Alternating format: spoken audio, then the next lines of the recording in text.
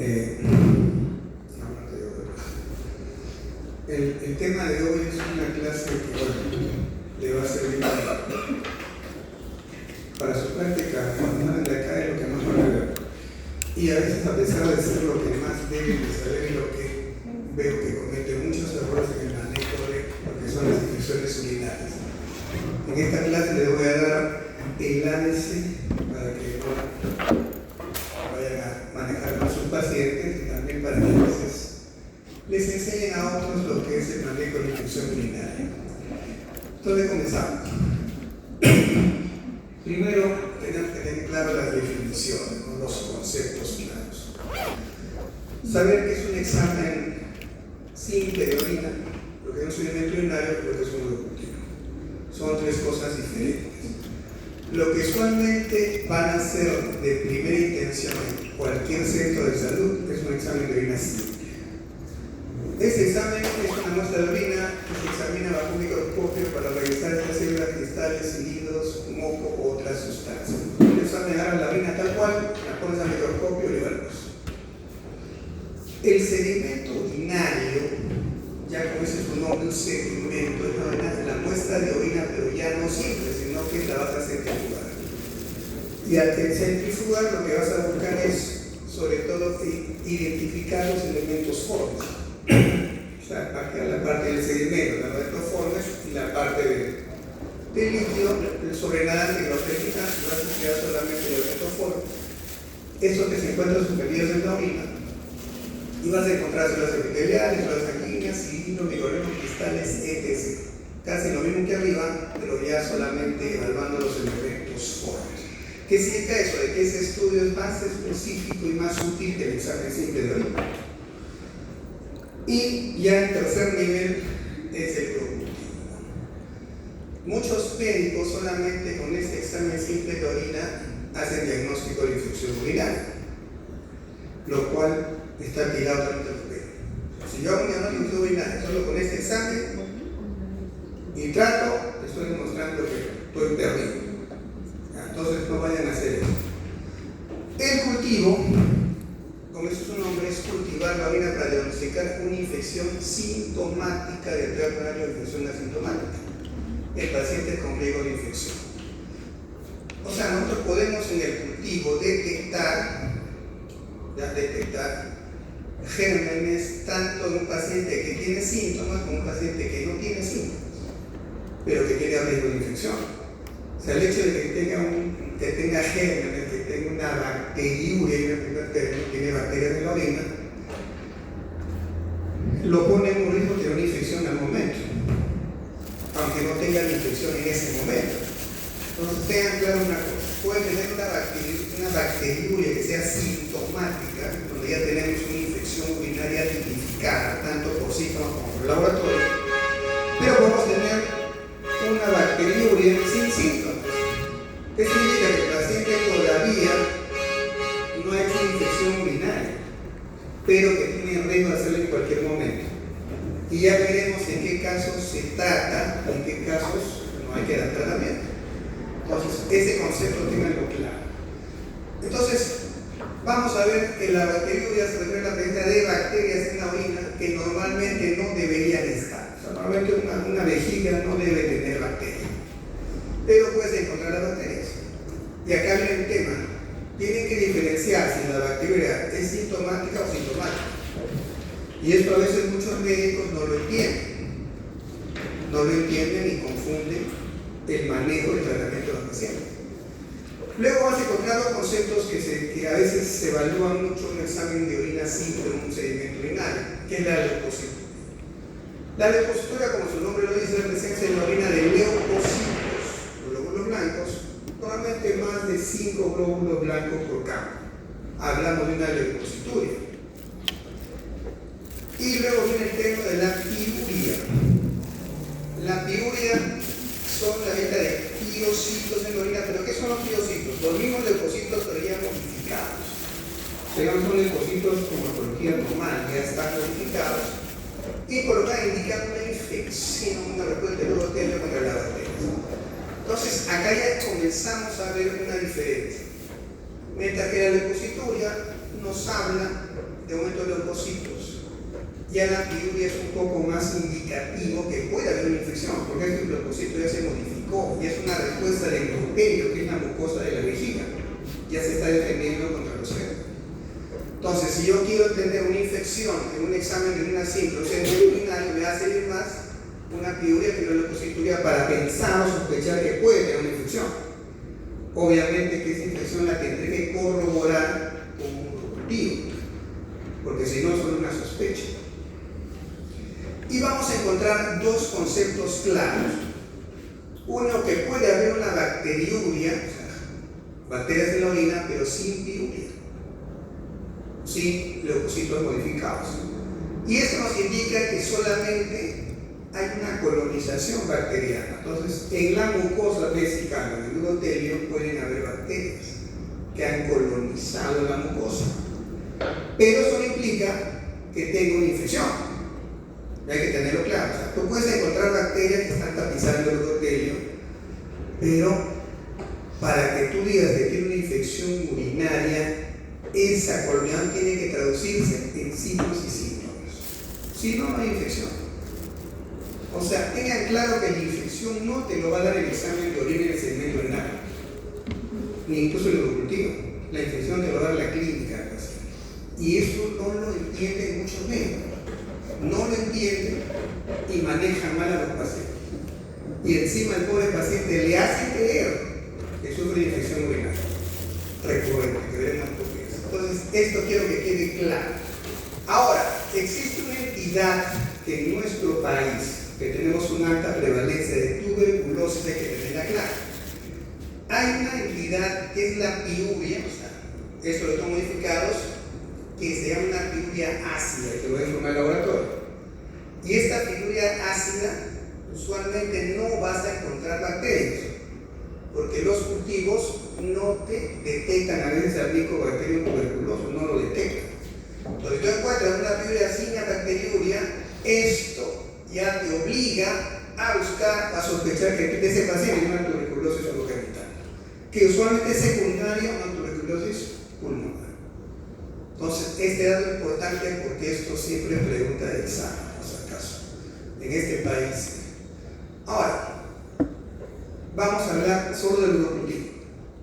Entonces, como les he dicho, puede ser una bacteria asintomática, ¿no? También se habla de una bacteria significativa para diferenciar lo que son el número de colonias. O sea, cuando usted tenga un urocultivo, tiene que tener claro lo que significa el recuento de colonias para que puedan interpretar el resultado. No todo urocultivo positivo te dice que hay una infección. No todo urocultivo positivo te dice que hay una bacteriuria. Hay parámetros que hay que tener en cuenta. Primero, para hablar de una bacteria asintomática, usualmente el punto de corte para nosotros decir que hay una bacteriuria, solo estoy hablando de bacterias, no estoy hablando todavía de sintomatología, es que tiene que tener más de 100.000 colonias, de unidades formales de colonias por mililitro. Entonces, eso es lo que conocemos como una bacteriuria, más de 100.000 unidades formales de colonias por mililitro. Y hablamos de asintomático, la gente no tiene síntomas clínicos de infección urinaria. Esto es una colonización. La bacteria está acá en el urotelio, no te están haciendo nada, pero están ahí, han colonizado, lo cual no implica que haya una infección activa. Y el uso excesivo de antibióticos en estos casos es perjudicial y genera resistencia. Y esto es lo que hay que entender. Es fácil cuando viene un paciente a la consulta, porque cuando tú le pides un urocultivo, es un paciente que tú le vas a pedir a darle una orden, un urocultivo, que va a regresar probablemente en una semana. Porque el cultivo, como su nombre lo dice, cultivamos la orina, lo sembramos en un medio, y eso lo vamos a leer a las 24 horas, vamos a ver si crecieron gérmenes, lo vamos a leer a las 48 horas para ver si crecieron gérmenes, y lo vamos a ver hasta las 72 horas. O sea, mínimo un cultivo te va a demorar 3 días. Pero hasta que llegan al laboratorio, el laboratorio informa, generalmente lo vas a tener en una semana en un centro de salud. No lo vas a aprender inmediatamente a los 3 días. Entonces, ¿qué significa esto? De que tú vas a tener un examen que en ese momento todavía no te va a decir si hay una bacteriuria o no. Entonces, la conducta es cuando uno, digamos, sospecha, ¿no?, que puede haber una infección activa y el paciente viene con la sintomatología de una infección urinaria y viene pues ya pidiendo que le des un tratamiento. Entonces tú le dices, ven en una semana para tratarte, en una semana ya está muerto. Pero si tú tienes una sospecha que tiene una infección, para que tú corrobores y sepas que realmente tú con infección, le dices, Señor, le dejo la muestra del biocultivo, deje su muestra, que puede ser en ese momento o el día siguiente, y de ahí comienza el tratamiento que le voy a recetar, que es un tratamiento empírico. Entonces yo, en base a la experiencia, diré qué medicamento, qué antibiótico le voy a prescribir. Pero tengo que hacer hincapié que tiene que dar primero la muestra de orina. Porque si el señor toma antibióticos 24 a 48 y recién se hace el biocultivo, ya no sirve, porque va a salir negativo, o va a salir cuenta de colonias no significativas. Entonces tienes que explicarle que antes de que se aplique la polla mágica, deje su muestra. Entonces cuando el paciente regresa con su resultado, si tu clínica te indicó que hay una infección, vas a corroborar. Ve, señor, acá está, usted tiene una infección. Y si no, de repente patinaste, viene el examen negativo. Entonces tienes que pensar en otras cosas. Pero eso te ayuda a qué cosa, que tú corrobores y certifiques que realmente tuvo una infección. Porque lo que yo veo a veces es que las pacientes, mujeres, vienen por otro tipo de patologías que no es una infección. Pero ellas creen, o los médicos que no conocen, les han tratado como una infección urinaria. Entonces la paciente me dice, doctor, yo sufro de infección urinaria, de frente te dice, ella sufre de eso. Siempre me da. Entonces cuando a mí me dicen eso, le digo, pero bájale un poquito, está acoplándose. ¿O eso? Bueno, no quiere que hagamos acá. Entonces el tema es, cuando el paciente viene, te va a decir, mira, el paciente viene así. A ver, señor, yo se siento, señora, ¿por qué viene usted? ¿Cuál es su molestia? Yo vengo porque tengo infección urinaria. O sea, de frente del diagnóstico, o sea, ni le ha preguntado y él tiene infección urinaria. Le digo, pero, no, como le digo, cuando el paciente no te dice, tú tienes que buscar. Pero ¿qué molestias tiene? Infección urinaria, me dice. A ver, le digo, mamá, ya la me tengo que colocar. Dime qué te molesta. No me digas infección, dime qué molestias tienes, qué sientes. Ahí recién te va a decir. Muchas veces son síntomas que no son de infección urinaria, pero le han metido en la cabeza que tiene una infección. Entonces le digo, ¿qué síntomas tenía? Doctor, a mí me dolía acá atrás, me duele. A veces me calientan la planta de los pies.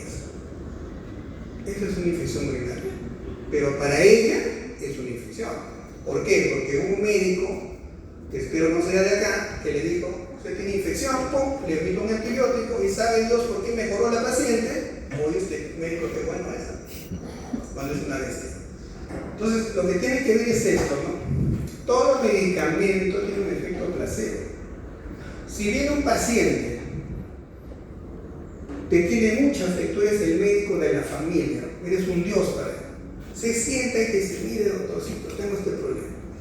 Tú ahora le das un calmante, hasta le puedes decir, tome este vasito de agua y con eso se cura. El tipo toma y se cura, porque confía en lo que le has dicho, pero en realidad no le has dado nada. Por eso cuando se hacen los exámenes, lo que se llama la investigación de casos y controles, a un grupo le das un tratamiento efectivo, al otro le das un placebo, para que compares, ¿no? Si el placebo es igual que el tratamiento que le has dado, entonces no sirve. Pero si el tratamiento que le has dado es efectivo, el placebo no le hace nada, entonces comparas. Entonces siempre recuerden eso. Entonces que el paciente te diga, he tenido una infección o vengo por infección, ustedes tienen que más o menos centrar la cosa. ¿Qué es infección? Lo veremos después. Entonces, es importante cuando hablamos de este tema, porque muchos médicos, cuando ven esto, cuando ven una colonización, lo van a bombardear. Le van a meter antibióticos parenterales, sin tener una unidad clínica o ver si el paciente tiene signos de infusión. Y es difícil que tú tengas un cultivo positivo y no tener las ganas, no te sientas tentado a meterle antibióticos. Tiene que ser muy claro y centrado para explicarle al paciente, explicarle. Cuando tú le explicas y dices, no, esto no es infección, se va al médico de la esquina y le dice, usted tiene una infección urinaria, vale, te hasta por la vena le pone. Y él dice, este médico sí, pero no sabe que lo engañó. Entonces hay que explicarle bien. Yo les explico a los pacientes cuando vienen a la consulta ya. Yo sufro el inflamatorio en mujeres. Mira, acá yo le explico todo, ¿no? Lo que es la colonización. Porque si nosotros vamos a tratar esto, vamos a generar lo que dice ahí. O sea, siempre les digo, de repente les explico de manera coloquial, pues no me van a entender. Le digo, si tú estás en una habitación y encuentras un perrito ahí que no te hace nada, no te conoce, tú vas y lo arrinconas al perrito, ¿qué te va a hacer? Uno que llore, el otro que te quiera morder, ¿no? Se va a defender, o sea, se está defendiendo porque tú eres una agresión para el perro. Esto es igual, las bacterias están en tu vejiga, no te hacen nada y tú le comienzas a molestar, le metes antibióticos, o sea, le estás provocando. La bacteria reacciona. ¿Y cómo reacciona? Hace resistencia. Entonces, cuando realmente esa bacteria te produce un problema, cuando invada tu pared vesical, te va a producir una cistitis. Y cuando tú le das un antibiótico, ya está preparado para resistir el ataque. Entonces, cuando yo veo el antibiógrafo, voy a ver que tengo muy pocos antibióticos que le puedo dar. Entonces, eso me limita el manejo. Por eso que no debo darle antibióticos cuando no está justificado, porque le estoy haciendo más un daño que un bien. Y eso hay que explicarlo. Y la gente que es inteligente te entiende. Y yo le digo, si usted es otro médico que no es especialista, bueno, cuando viene a mí, le va a tratar, o si acaso, de lo que no lo engaña. Ahora, lo otro, tenemos que interpretar el recuento del cultivo. Nos va a dar un recuento. Cuando hay menos de 10.000 unidades molecular colonias, menos de 10.000, porque hemos hecho test cuando es más de 100.000. Cuando estamos en menos de 10.000, esto se considera negativo. Por más que haya 10.000 unidades moleculares colonias, probablemente que persona se ha contaminado. La toma de muestra también es una condición para interpretar una prueba. Usualmente se recomienda la orina de la mañana, la primera, es complicado. Después se dice que tienes que tomar el chorro a la mitad, el chorro medio. Y previamente has tenido que hacerte una limpieza de tus genitales. Entonces es una muestra más o menos útil. Pero si el paciente te viene con una muestra, no se ha lavado los genitales, te da la primera muestra, el primer chorro, entonces puede ser un signo de contaminación.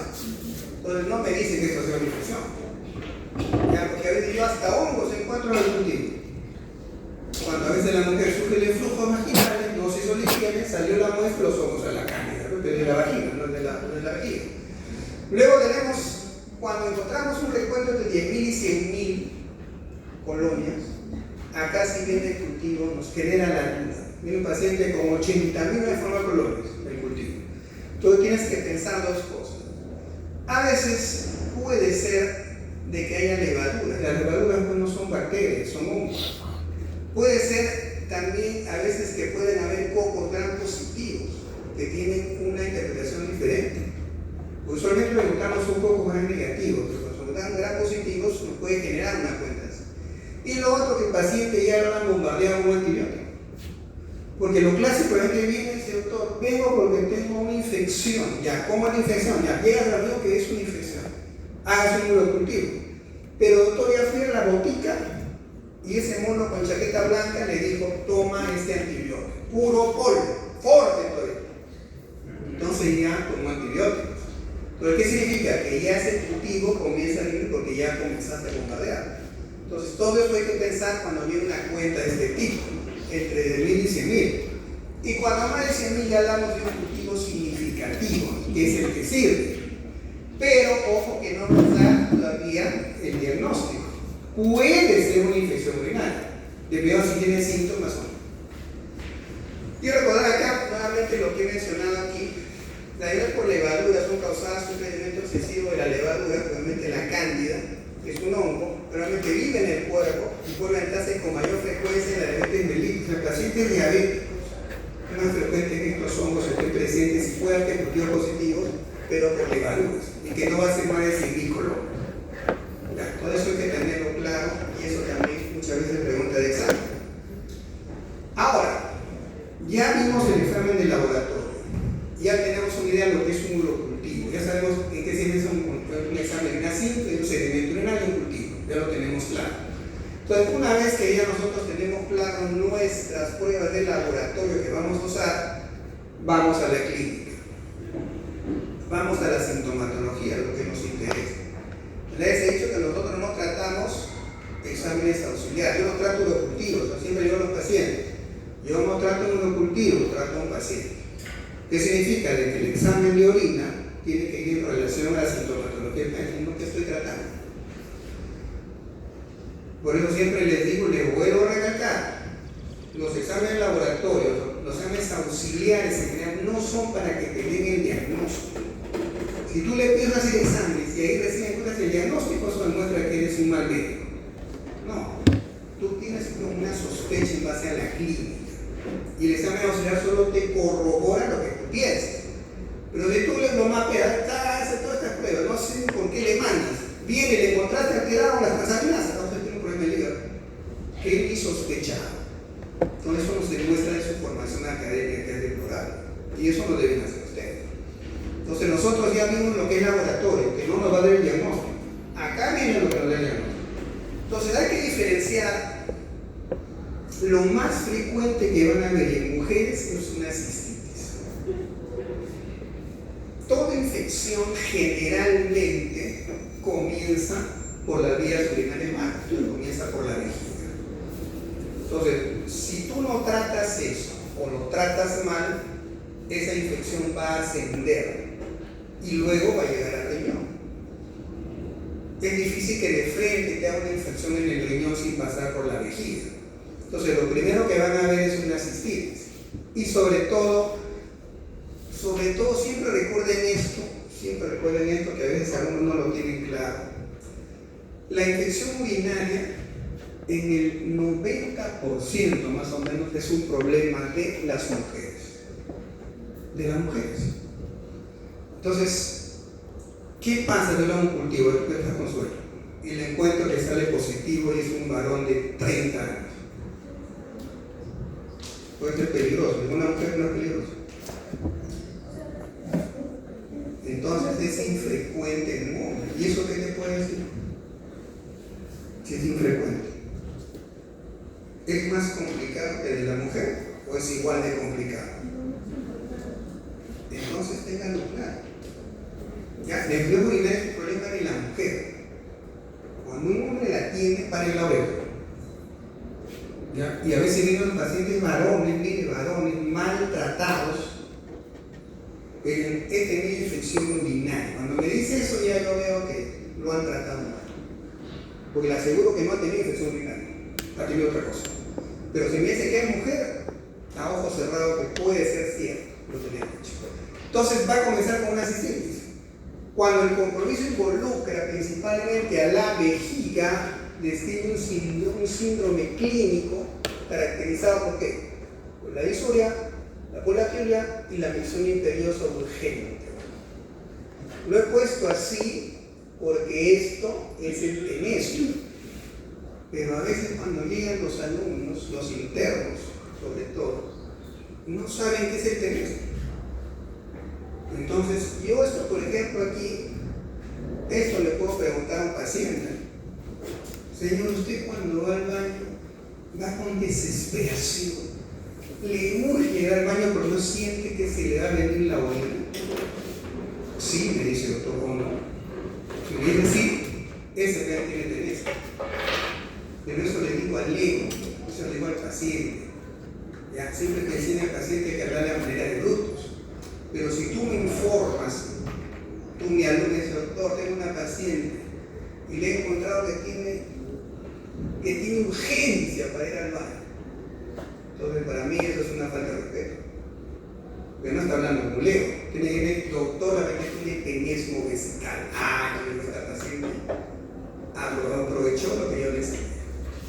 Ya no sé cómo estamos, cuando nosotros hablamos entre médicos, ya no podemos usar términos como las historias clínicas que van a ser en los portafolios, ¿no?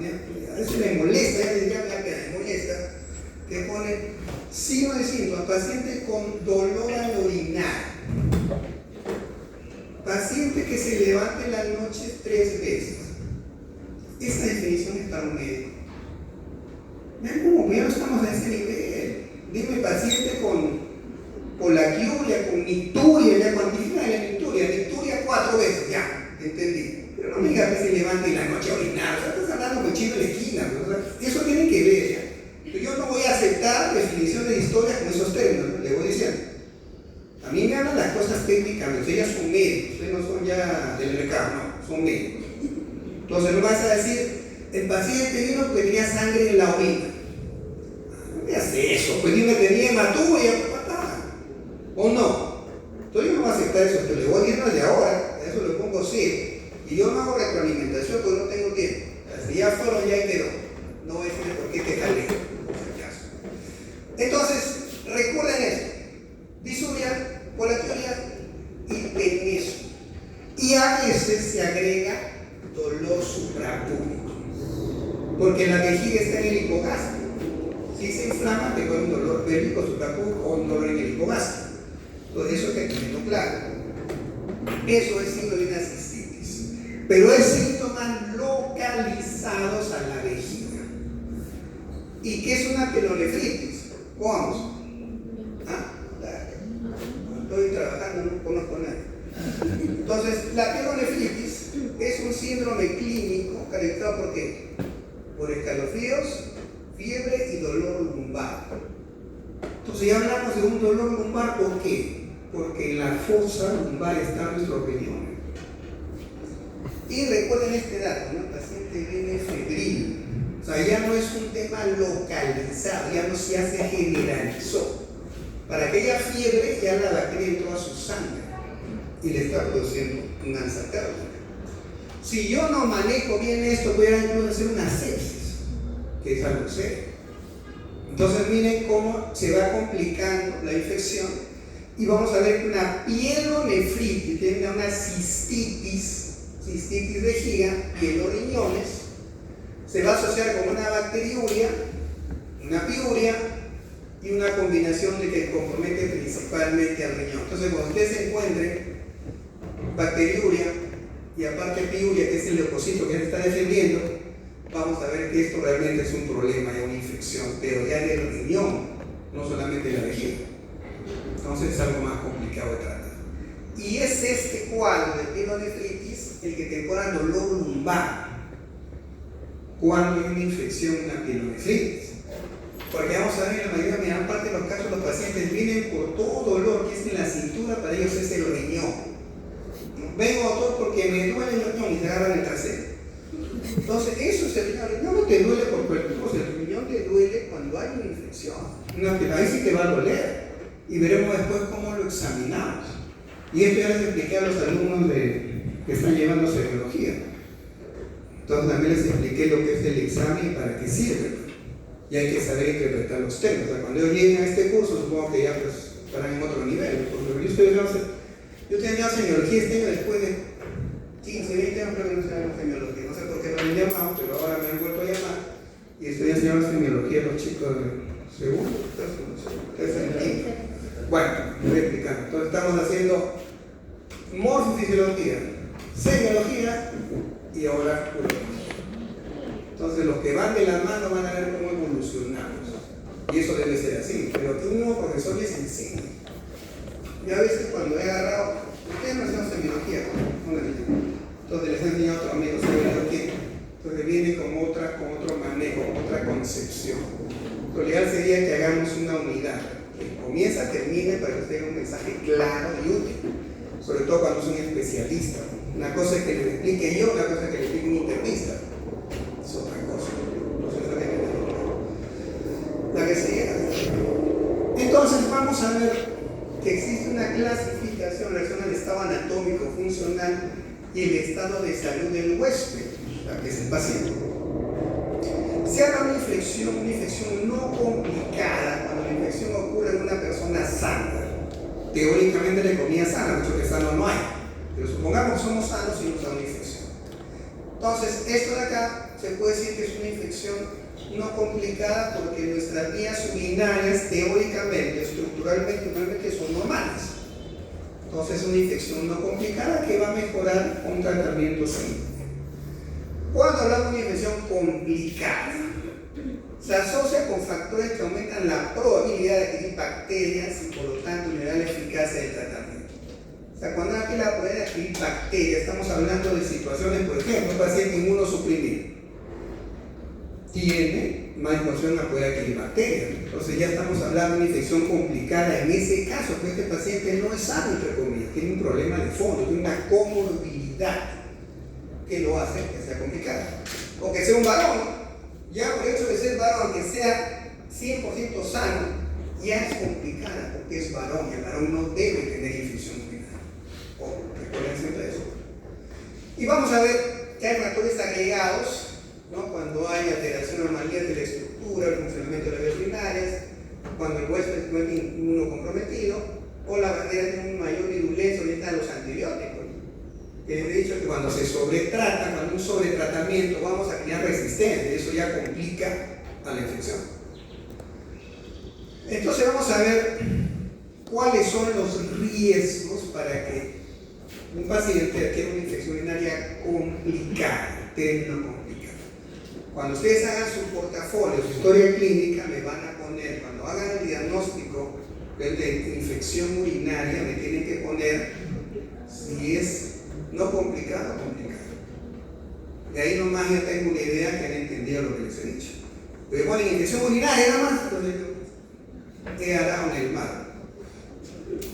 Entonces tenemos que diferenciar. Ya pongan infección urinaria, sí les acepto, pero si ven que tiene estos factores, tienen que ponerme complicada.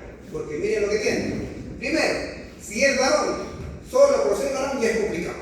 Al paciente ya feliz, sonriendo, no es complicado, porque es varón. Algo de fondo tiene. Segundo, cuando son niños. No es que un niño tiene infección, sea hombre o mujer.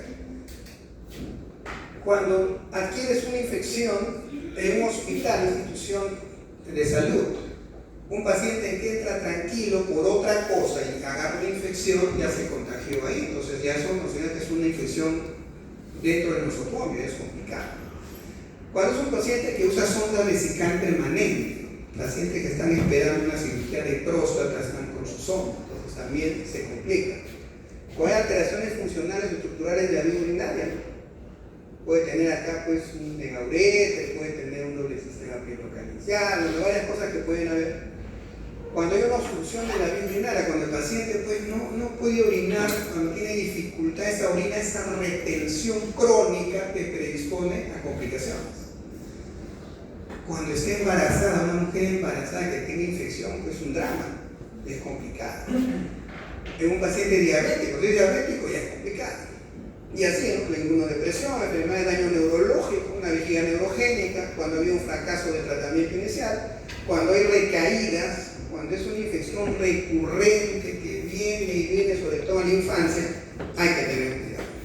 Todos esos son factores de riesgo para infecciones complicadas. Sobre esto les van a preguntar. Esa es la pregunta del ENAM de 2005. ¿Qué preguntaron en el ENAM?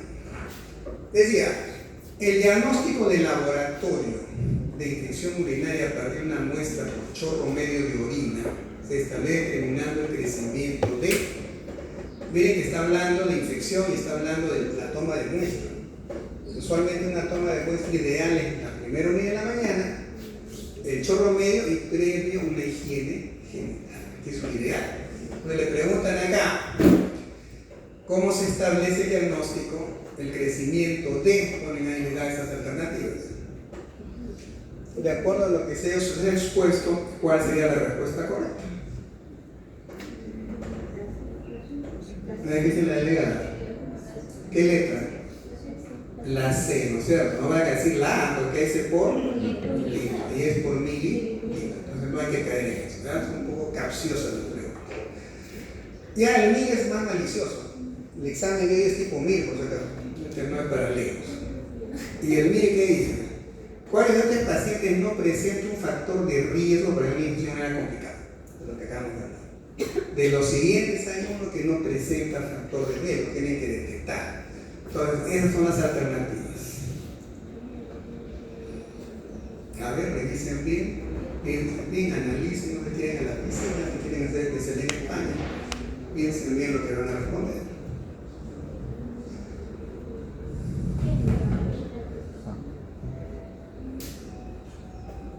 Entonces, ¿cuál será? A ver, ¿a dónde se avienta? Ahí no hay para comenzar. Uno. Lo que empiece tomando el pelo. ¿Qué número de alternativas sería la correcta? A ver tú. 1. 1. Hombre de 5 años con lesión renal completa a nivel de sexta vértebra dorsal. ¿Qué dijimos? ¿Tiene comorbilidad? Entonces, ¿qué dice ahí? Dice no presenta un factor de riesgo. Ese es el primero que está en factor de riesgo, que ya patinó que tu compañero. Ya. Otra. ¿Cuál sería? La 2. ¿Por qué la 2? Es mujer. Porque es una mujer joven, tiene litiasis, a diferencia de la otra. No presenta. O sea, la litiasis renal no es una complicación. Sí, pero creo que es menos. Es menos o más. A ver, ¿tú qué dices por qué? Ya te repetí. Ya, vamos eliminando. A ver, la primera no es. La segunda la damos en stand-by. La tercera. Entonces, es. La cuarta es diabetes. La última tiene una alteración. No solo me queda esa, pero no es por descarte, porque acá es un dato interesante, lo he remarcado. Antecedentes. No es que tiene. Y ella cree que tiene, pero le han encontrado una ecografía, así como la hacen acá, microlitiasis. Yo sufro de cálculo. Es un antecedente, es una mujer joven. Entonces, eso no te va a decir que tiene una comorbilidad, porque no está realmente probado que tenga cálculo. Entonces, esa es la respuesta correcta. Entonces, avanzando en esto, vamos a ver que de acuerdo al nivel de la localización del tracto oroñano también se puede clasificar una infección. Hablamos de infecciones altas o bajas. Como su nombre lo dice, las altas comprometen al riñón, la pelvis renal y también puede ser los uréteres. Y estas generalmente van acompañadas de síntomas generales, entre ellos fiebre. Todo paciente con síntomas urinarios que tenga fiebre ya piensa que es alta y probablemente se está pielonefritis. Y son bajas cuando comprometen directamente la vejiga, puede ser hasta la próstata o la uretra. Usualmente no presentan síntomas generales como fiebre, para que tengas una diferenciación. Y sobre eso me preguntaron en el ENAM. Vamos con la pregunta. Dice puérpera de 12 horas. ¿Qué es una puérpera, pregunta? ¿Ah? Aquí dice puérpera, ¿qué es el puerperio? ¿Qué es el puerperio? ¿Qué es el puerperio? ¿Qué es el puerperio? El embarazo. Antes del embarazo. Ah, ya ves. Si no sabemos eso, estamos patinando. Puerperio después que dio a luz, ese periodo es el puerperio. Dice 12 horas que nació el muchacho, presenta fiebre y puño percusión lumbar positiva. Examen de orina dice que tiene piuria, bacteriuria. ¿Cuál es el diagnóstico probable? Va de las alternativas antes que se aviente. ¿Cuál era la respuesta correcta? ¿Ah?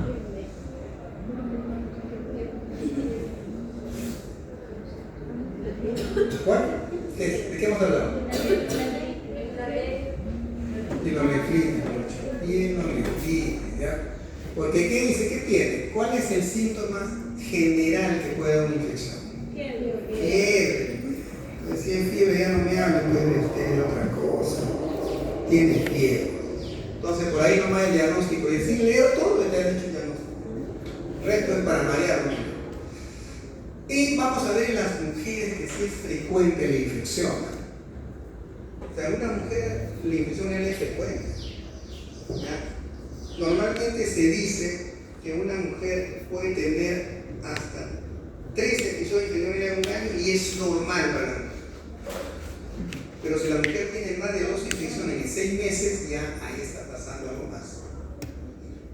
En una infección de infección urinaria es frecuente en una mujer.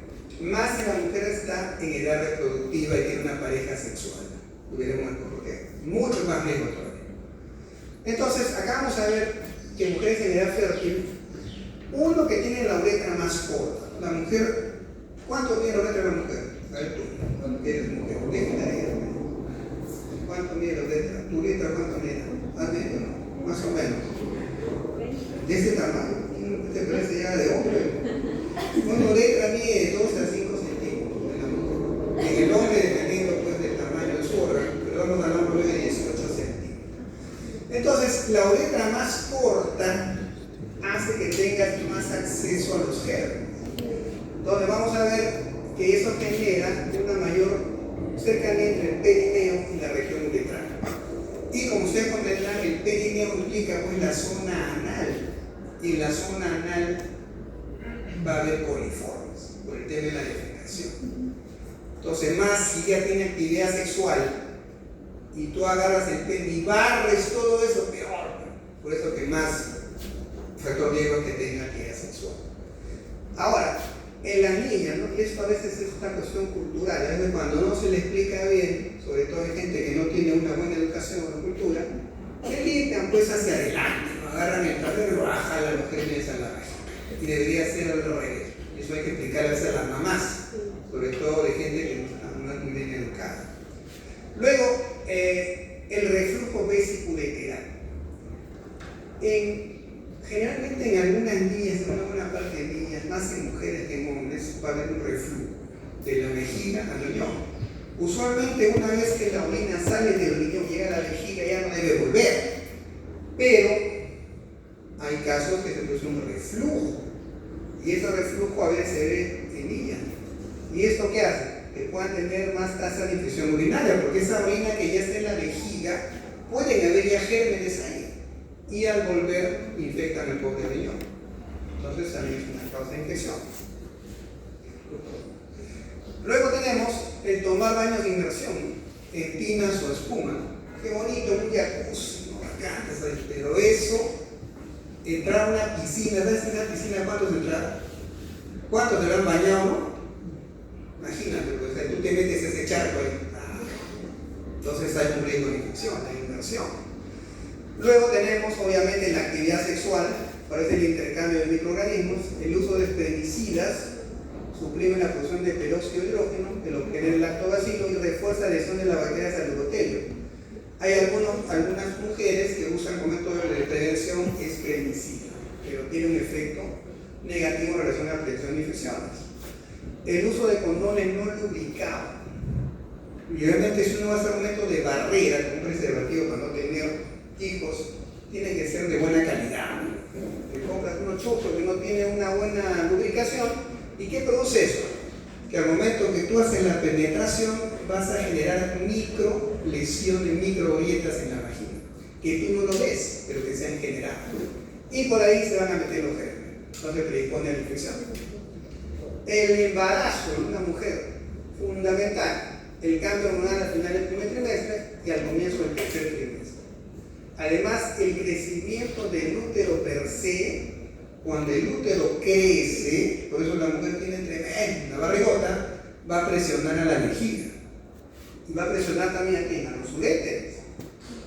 Entonces, ¿qué va a poder hacer acá? Primero, que se compromete a la vejiga, comprima la vejiga, va a haber un vaciamiento incompleto, o sea, va a hacer retención de orina. Y aparte de eso, esta orina que ya se estancó, se convierte en un caldo de cultivo para los gérmenes. Y el mismo útero comprime también al uréter. Cuando la mujer se echa cae el útero y comprime los uretres. ¿Y qué hace eso? Que la orina que está en el riñón se estanque. Hace una hidronefrosis funcional por el tema solamente del útero.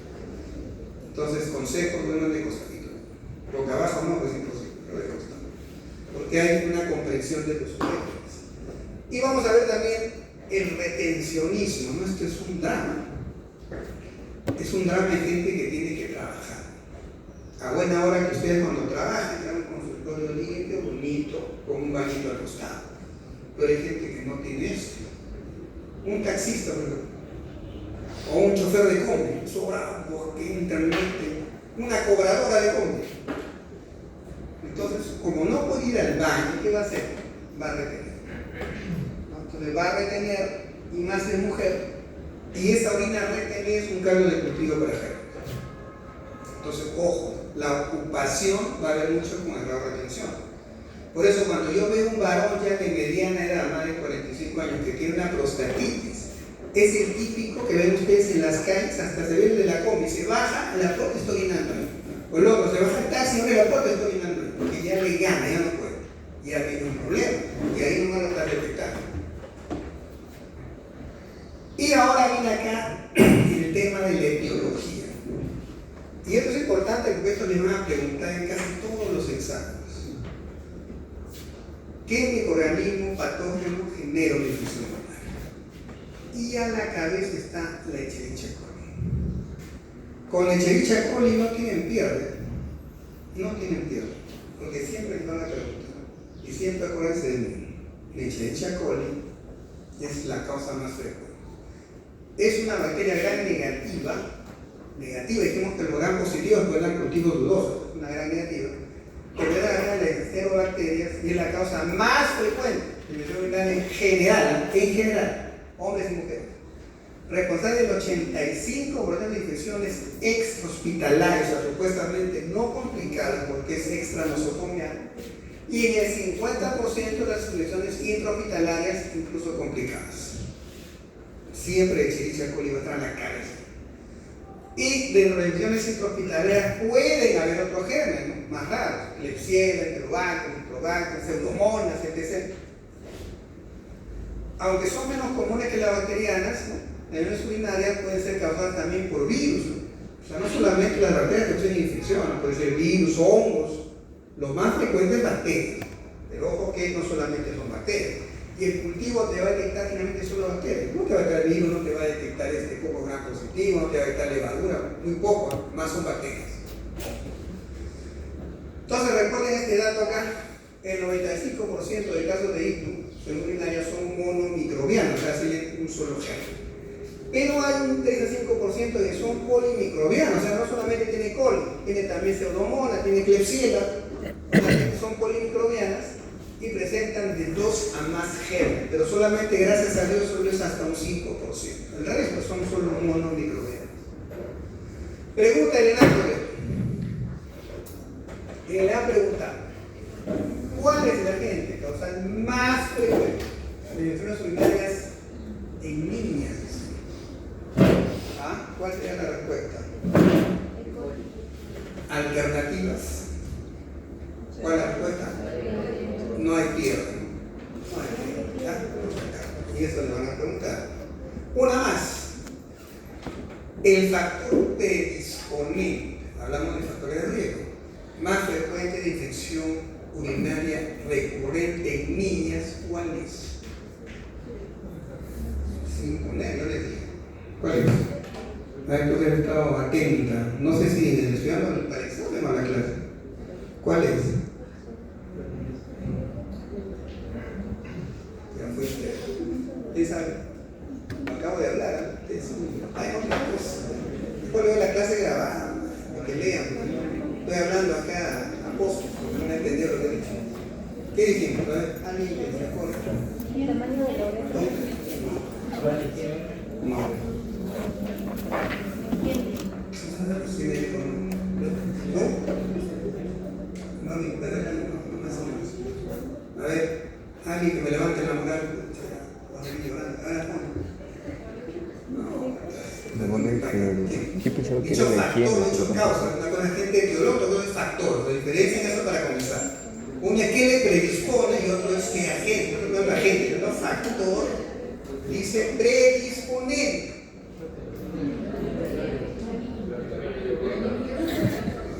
Me voy. El reflujo vesiculolateral, no sean burros, dije que en niñas es frecuente que la orina vuelva de la vejiga a este rayo. Ahí abre la presentación. Ya te emocionas, abre. A ver. Entonces van a ver las alternativas de acá. Pero ahora sí que ya entendieron eso, van a atinar el enano, si no van a estar batallando. Eso les van a preguntar, entonces por favor atención. Lo que les digo me demora porque les van a preguntar, luego no me echen la culpa a mí cuando lo jalan. El MIR es más malicioso, yo les digo, los exámenes de belleza va a ser a nivel del MIR, así que yo no sé cómo van a ver. Respecto a la etiología de las infecciones urinarias, estamos hablando de etiología, que es diferente a factor predisponente. Señale cuál de estas es la que nos quieren agarrar, o sea, la falsa. A ver, lean con paciencia, me dicen, a ver, ¿a dónde apuntan? Dice, ¿cuál es la afirmación falsa con respecto a la etiología? La causa.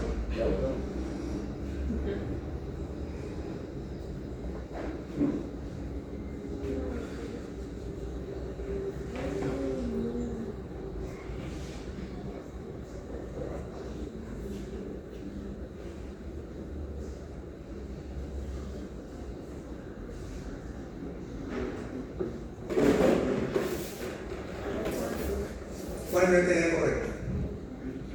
La que dice yo. La 1 ¿cuál? La 1, ¿por qué? Porque es más bacteriano que viral, la causa de infecciones.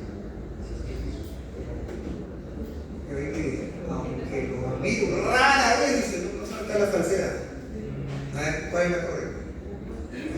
Está concentrado. Estás viendo a Dios que te ayude en el examen. ¿Cuál es la respuesta correcta? Nada. ¿Por qué? Porque no es la correcta. Esa es la correcta, pero dime por qué. Ese por qué ya es igual, está champeando, es champa.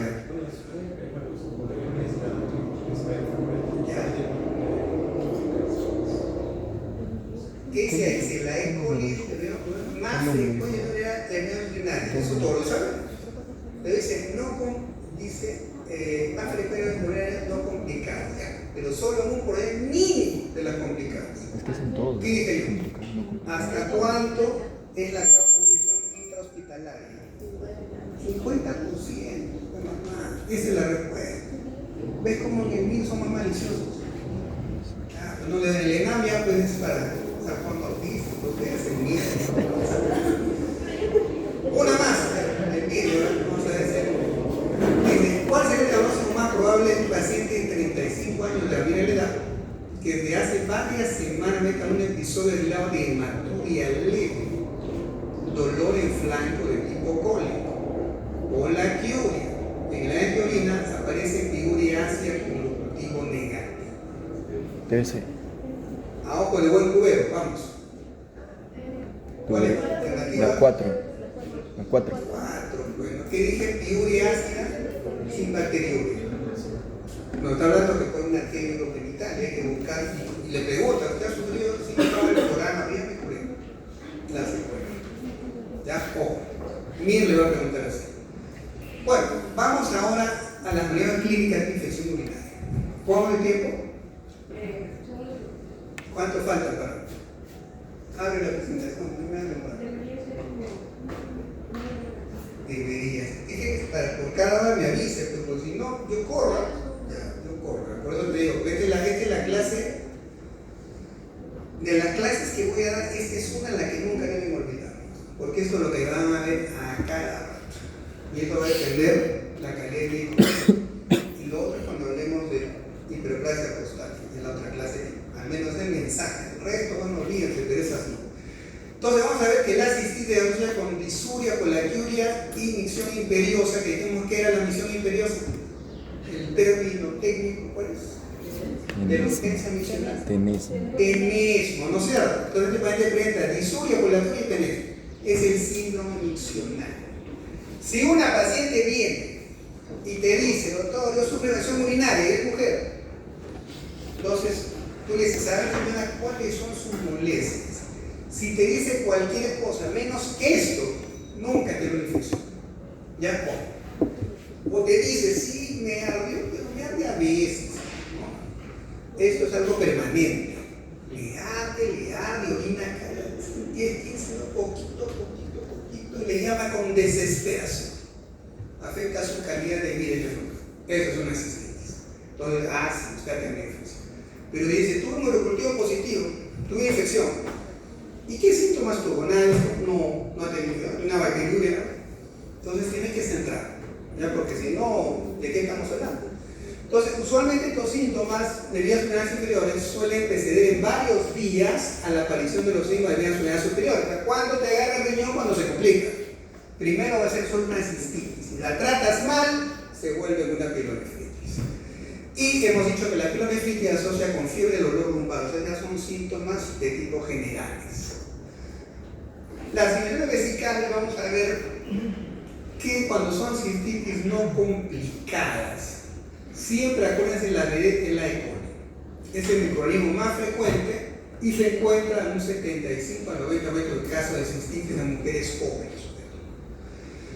Y el Staphylococcus saprophyticus también es causa frecuente en mujeres jóvenes, pero que son pues no sexualmente activas, ¿no? Que creo que acá la mayoría de ustedes no es, y representa entre 10 al 20% de estas infecciones, pero siempre la E. coli va a la cabeza, 10 a 20%, o sea, está en un segundo lugar el Staphylococcus saprophyticus, y que es un coco gram positivo, mientras que el E. coli es un coco gram negativo. Tratamiento. Cuando es una cistitis no complicada, puedes usar varios antibióticos, siempre apuntando a veces a la E. coli.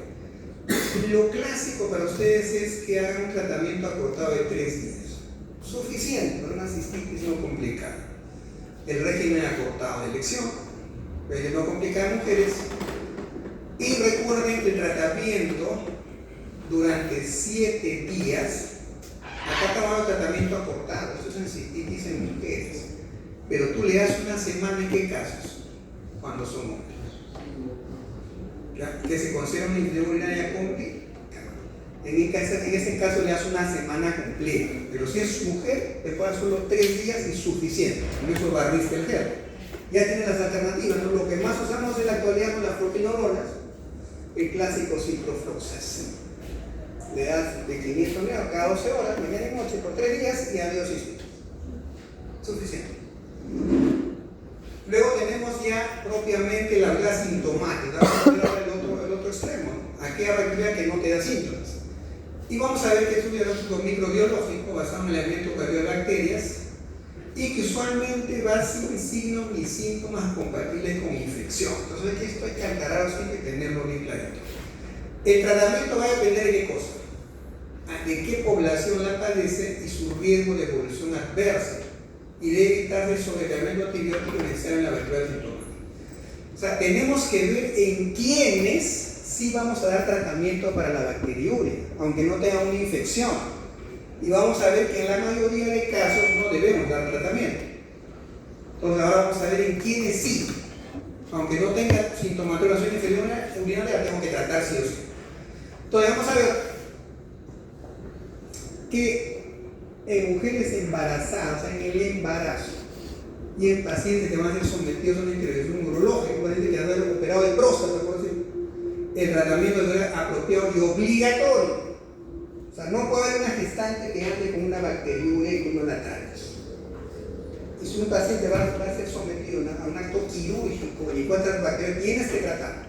Porque a la hora que tú lo cortas, va a ser un sancochado de gérmenes y le vas a producir una infección evidente. Entonces tienes que entrar con una orina limpia, aséptica. Entonces vamos a ver acá, siempre recuerden que aunque sea una pielonefritis, siempre la causa apunten a la E. coli. el 80% responsable sobre todo a nivel de las infecciones extrahospitalarias. Van a haber también otro bacilo gram negativo como Klebsiella, Proteobacter, pero solamente llegan a un 10 a 15%. Y más raros son los Streptococcus fecalis o el aureus, que van a un 2 a 3%. Siempre la E. coli es la que manda.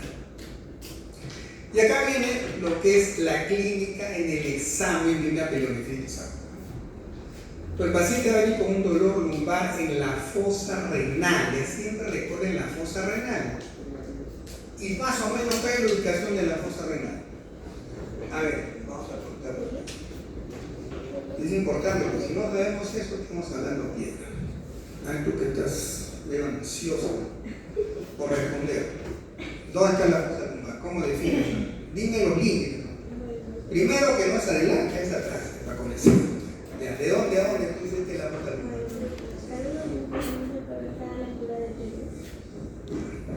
No, pues yo te voy a dar los límites, pero usted no deja que no sabe, ¿de qué hablamos? ¿Cómo ubica la fosa lumbar? ¿Cuál es tu parámetro? Y eso es semiología pura. Yo tengo que aquí semiología, donde que ya saben, pero por lo visto, como no les he enseñado, hasta las calles.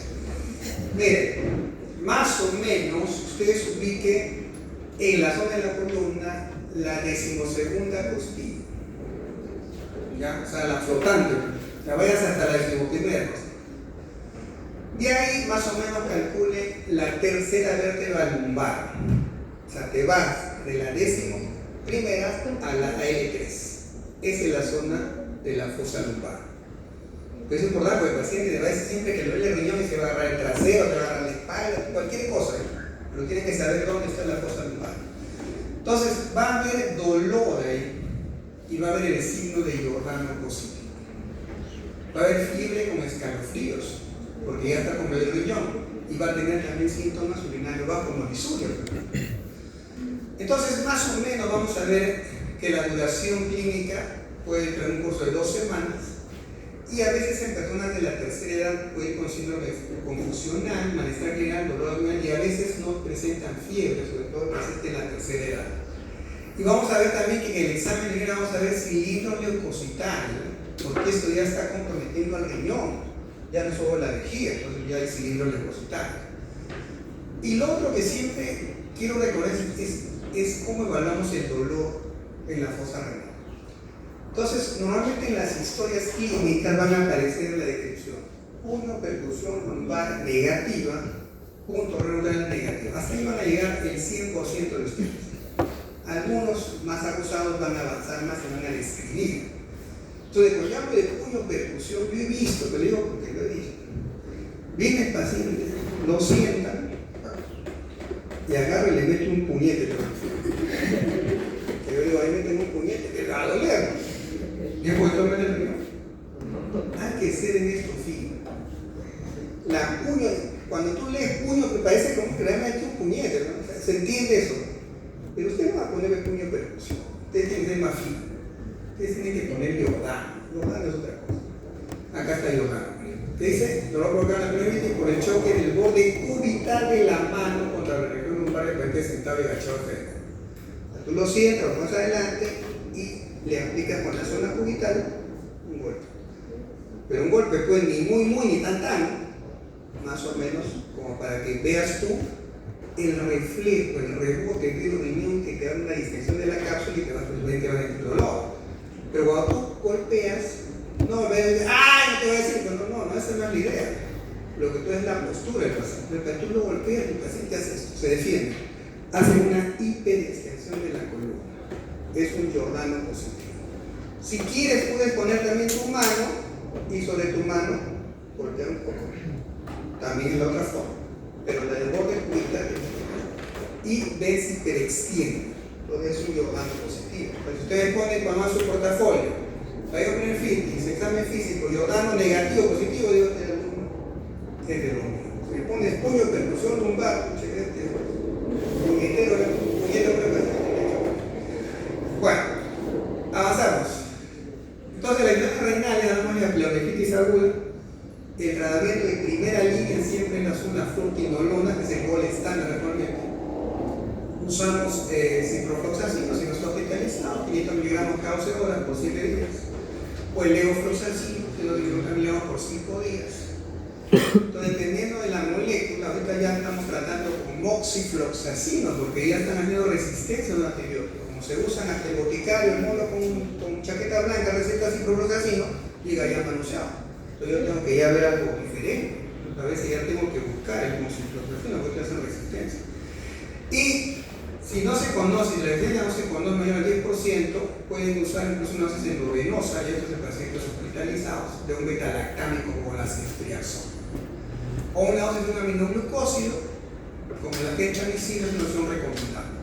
Y usualmente cuando tengo pacientes que vienen así con infecciones severas y que yo no voy a poder ver el urocultivo, ven a y regresa, le pido hágase la muestra y aplíquese su gentamicina de 160 miligramos, una diaria por 5 días. Tratamiento empírico, lo que llamamos nosotros un gentazo. Póngase la gentamicina 5 días, viene a las 2 semanas con el cultivo positivo, doctor, ya está mejor. Tratamiento empírico, pero en base a lo que tú sospechas clínicamente. Yo no estoy disparando al aire, no puedo esperar que él regrese en una semana y ya muerto, ¿no? Tengo que dar un tratamiento ya, porque el cultivo va a demorar. Ahí no me refiero. Bueno, sobre eso preguntaron el ENAM del 2008 y decía: mujer de 23 años de edad con disuria desde hace 4 días recibió una dosis de cotrimoxazol sin mejorar. Acudió al hospital presentaron lumbalgia, náuseas, vómitos y fiebre. Examen físico febril, mucosas orales secas, abdomen, puntos renovales superior y medio positivos, el uroanálisis, leucocitura y cilindros leucocitarios. ¿Cuál es su presión diagnóstica? A ojos cerrados.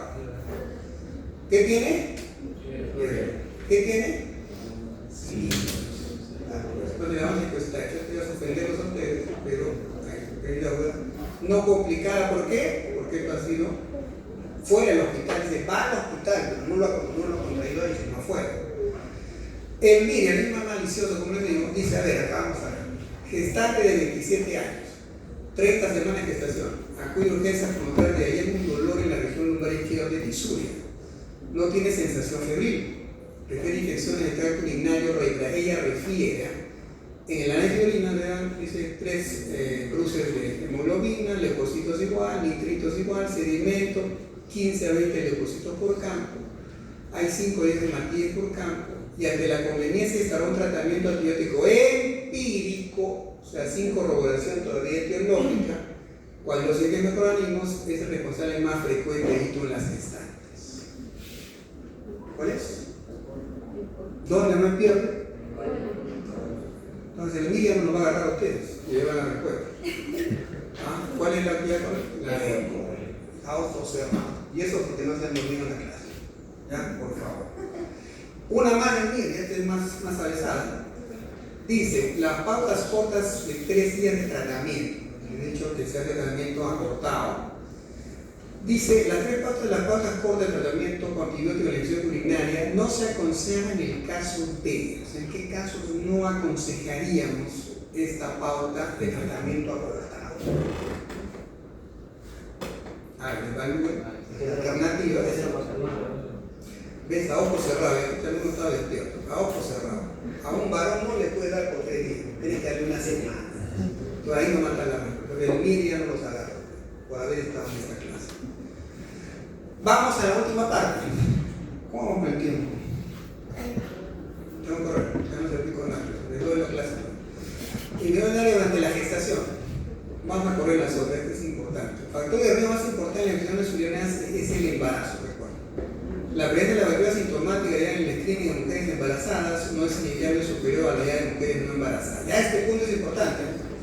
Si bien es cierto, el embarazo es un factor de riesgo, pero en los estudios se encuentra que no hay diferencia entre mujeres embarazadas y las no embarazadas. Ojo. La bacteria sintomática es una de las complicaciones más frecuentes del embarazo, sí.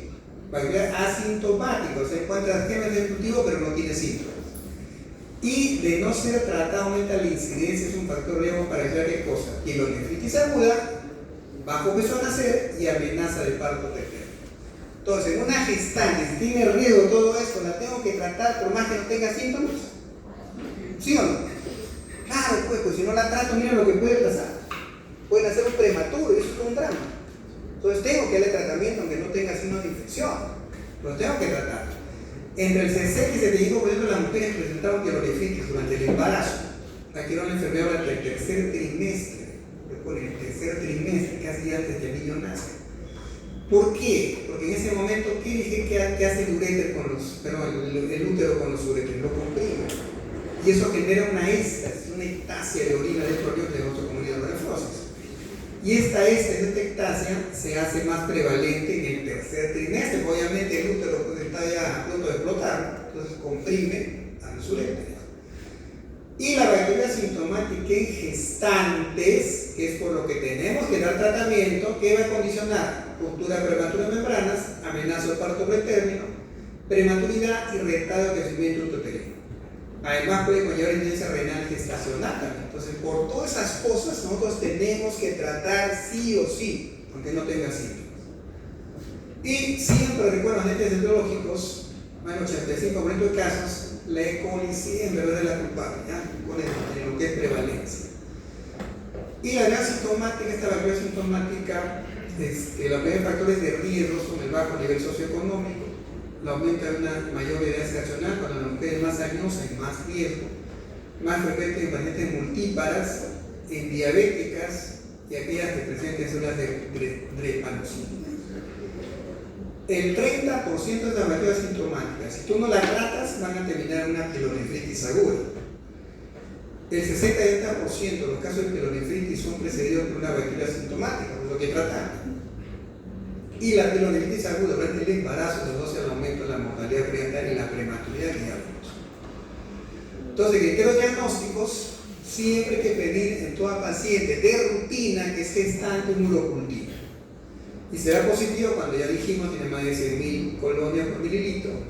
Generalmente va a ser monomicrobiana. Y no va a haber síntomas clínicos de infección, por eso hablamos de bacteriuria asintomática. Entonces, eso es importante para el diagnóstico. Tratamiento de gestantes. Acá el tratamiento sí tiene que ser de una semana, porque es una gestante, no es una mujer sin gestación, no hay tratamiento acortado, ¿verdad? Solamente se acorta a veces cuando hay un medicamento que es la fosfomicina tormetamol, que puede darle una sola dosis, una monodosis, pero solo en este caso. En los demás tiene que ser una semana.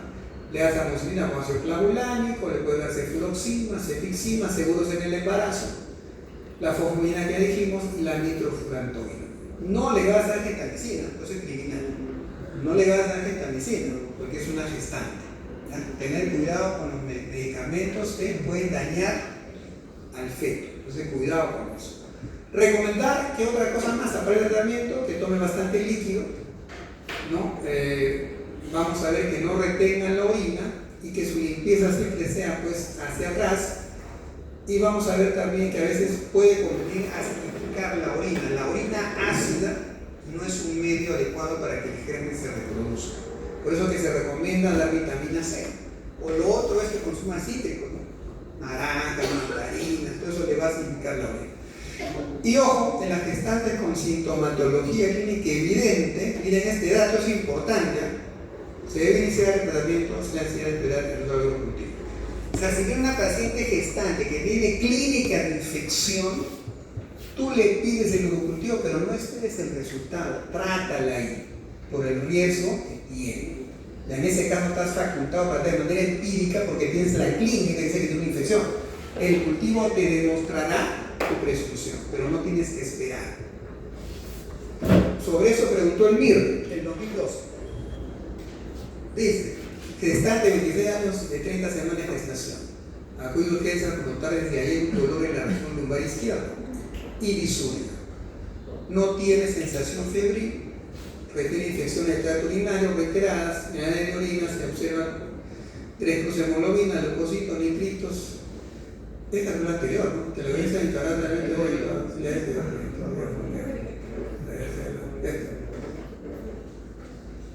En relación a la bacteria sintomática durante el embarazo, señala la afirmación errónea.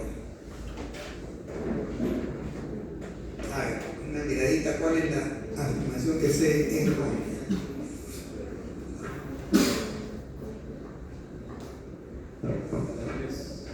O sea, una de estas está mal propuesta.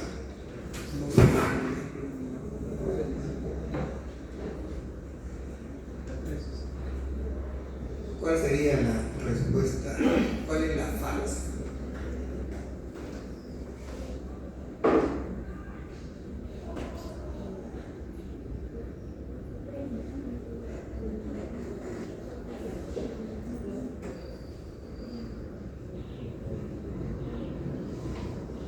A ver, ¿qué se ve? La 3. La 3. Dice, la violencia de la actualidad en que mujeres embarazadas y que superó la edad de mujeres no embarazadas.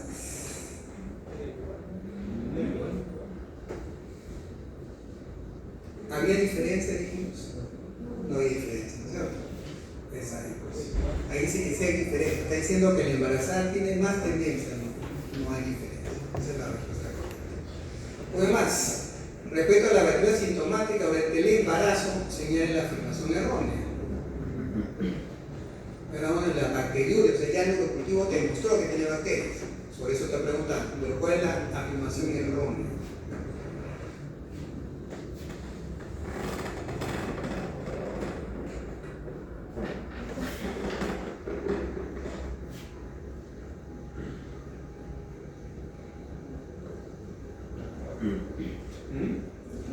¿Cuál? ¿Cuál es? La 4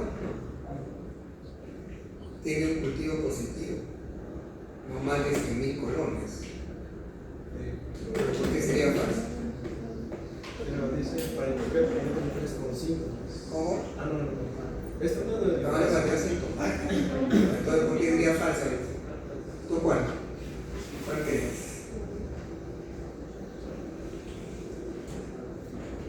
Ahí vamos descartando. La primera, la 5. ¿Por qué? ¿Por qué sería falsa?